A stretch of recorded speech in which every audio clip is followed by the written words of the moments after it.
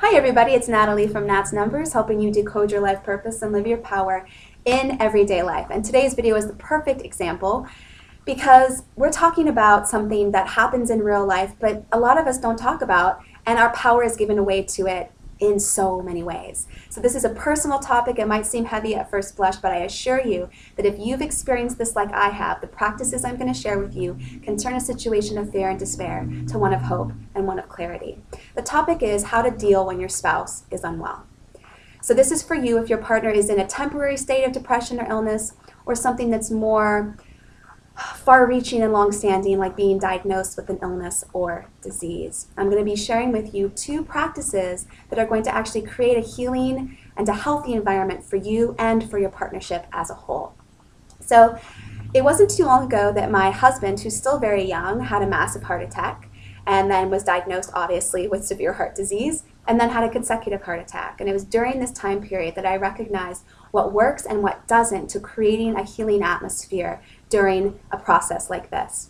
So the first practice that is really powerful is what I call imprinting a positive vision.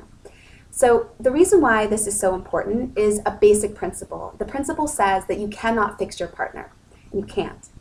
I went through the whole process of being up in the middle of the night, researching on WebMD, buying supplements, putting the pills on the counter with a glass of water every morning, only buying the healthiest foods, being upset and resentful when he didn't eat the way I thought he should, when he didn't exercise the way I thought he should, when he didn't do the relaxation techniques that I was asking him to do.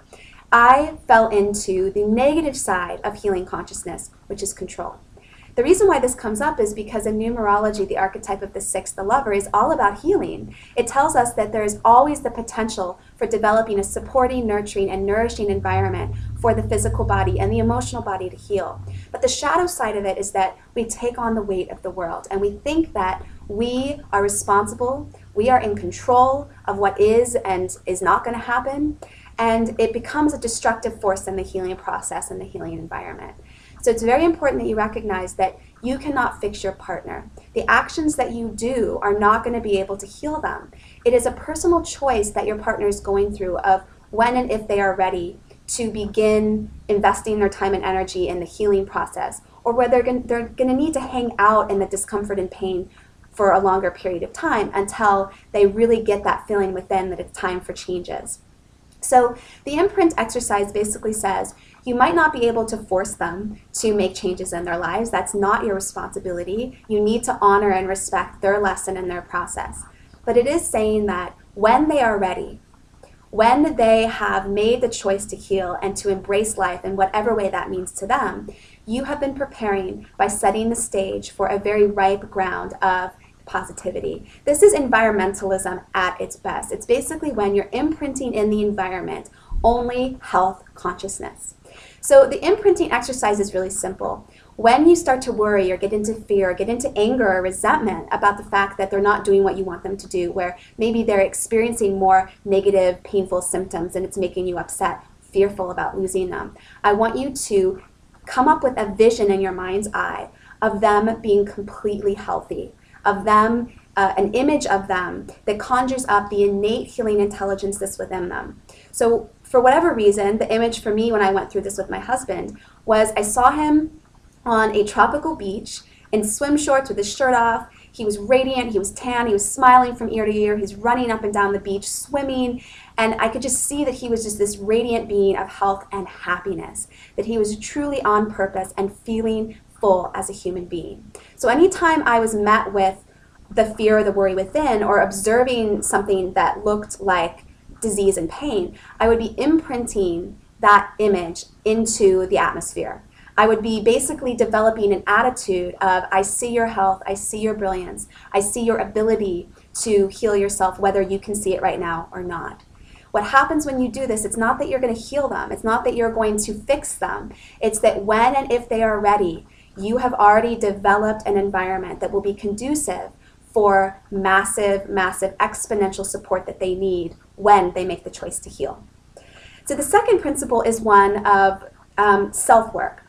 And this is recognizing that when we experience things in our life that really magnify what we don't want. I don't want to be in a relationship with somebody that is sick all the time. I don't want to lose the love of my life. I don't want my children to be fatherless or motherless. I don't want to have to see him die or to see her go through this disease, all right?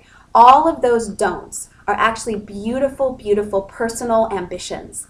They're telling you what you want. So you just have to flip it and recognize that there is inner work for you to do, to recognize that this has been an opportunity for you to recognize what you value. So for me, when I went through the process, I recognized how important it was not only to have a healthy environment, but for me to be healthy, for me to recognize that I need to be self-assured, I need to be independent, I need to be a leader. And this is the one archetype of being selfish, right? But selfish in a good way. The one teaches us that when we meet our own personal ambitions, when we come to terms with our desires, we become a leader. It is only natural that when we fill ourselves up and become a beacon of light, we become a lighthouse, and that's what this exercise is, that suddenly the circumstances and situations come into our lives, seem to be attracted into our lives, that support that desire. So during this time, not only do I want you to do imprinting, but I want you to be focusing on what you desire and what rockets of desire you are experiencing from going through this process. So figure out how you can fill yourself up with health. For me, it wasn't just physical health, it was also a spiritual process of recognizing mortality and really doing research and beginning to interact with other practitioners, and for me it was the science of mind, the unity churches, whatever works for you. It might even just be reading something that's philosophical. But for me, it was recognizing that to fill myself up and to become a beacon of light amidst this process, I really had to grow into other areas of my life that I had not been looking at before. So these two principles of imprinting a positive image of your partner, of healing consciousness, and the second principle of being a beacon of light, of focusing on your personal ambitions and desires, can completely transform your experience of going through the process of your spouse being unwell. There's so much more that I'd love to share about this because I went through it for quite some time and learned a lot. So if you want to learn more about it, if you need more guidance and more support, please comment and rate the video. Let me know, and I will do more videos on this topic and give you more pointers along the way. I hope you guys have a great day ahead. I'll talk with you later. Bye.